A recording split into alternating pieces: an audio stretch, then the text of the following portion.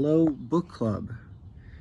I'm Jack. I'm very excited. Everyone's joining us. First things first, I'm making this video about kind of some things we should vote on, like the books and stuff, but I'm not going to host the votes till later tonight, so feel free to invite anyone else if you would like to. And if anyone, misses the votes, they're still welcome to join, obviously. So I guess first thing first, 3 books on the table right now are going to be Orientalism by Edward Said, Guns, Steel, and Germs by Jared Diamond, and Black Shirts and Reds by Michael Parenti. So I'll give a short summary of each. Orientalism by Edward Said was written in 1978, I think, and it kind of coined the term Orientalism, which is the way the Western world kind of has a tendency to sum up and write off a lot of Asian and Middle Eastern cultures. And a lot of the reason this happened is because the first people to study it in the West just really didn't know what they were talking about. And then everyone else, instead of going to the Middle East or to Asia to study, just kind of based their works off of other Western writers, and it just ended up this whole mess. Which was also kind of on purpose because we like to go to war with them and steal their resources, and it's a lot easier to do that when you just view them as desert people and uncultured or whatever. So yeah, that's a good book to learn about kind of Western society and also the Middle East and Asian societies. The second book on the table is Guns, Steel, and Germs by Jared Diamond, which is kind of about why Eurasia ended up dominant in the world today. And the title comes from it being kind of rather obvious on the surface of they had guns, steel weapons, and germs like smallpox and stuff, which made it really easy to conquer other civilizations. But it doesn't really answer the deep question of why was it Eurasia who ended up that way.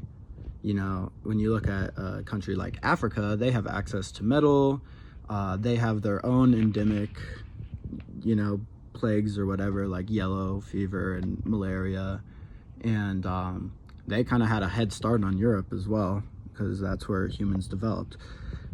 So it gets into a lot of world history about not only Eurasia, but of a ton of other cultures, including Africa, North America, South America, the Aboriginals of, Australia or New Zealand. And it's a super interesting read that'll get you educated on lots of different world history.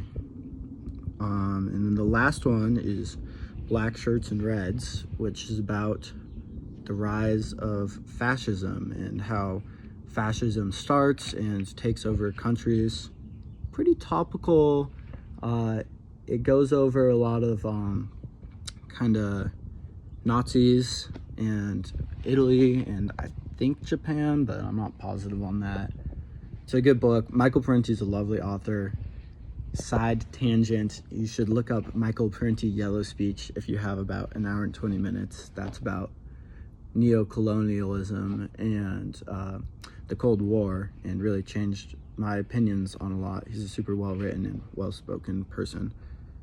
So yeah, then I'll try to give everyone like a week before we do the first week of reading to get the first book.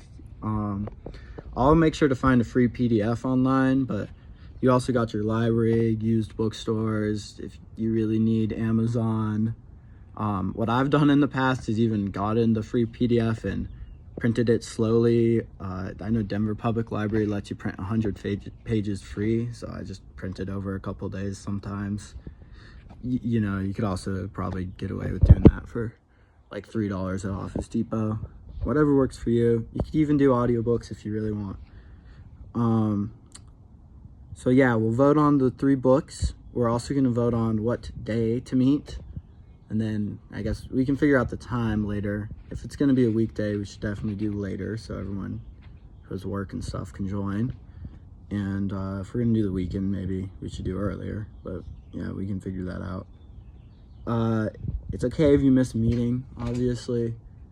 This is kind of ended up as a big group, which is awesome, but that also probably means not everyone will be able to make it every day, and so we're just gonna have to keep moving without people and just make sure you're caught up on the reading.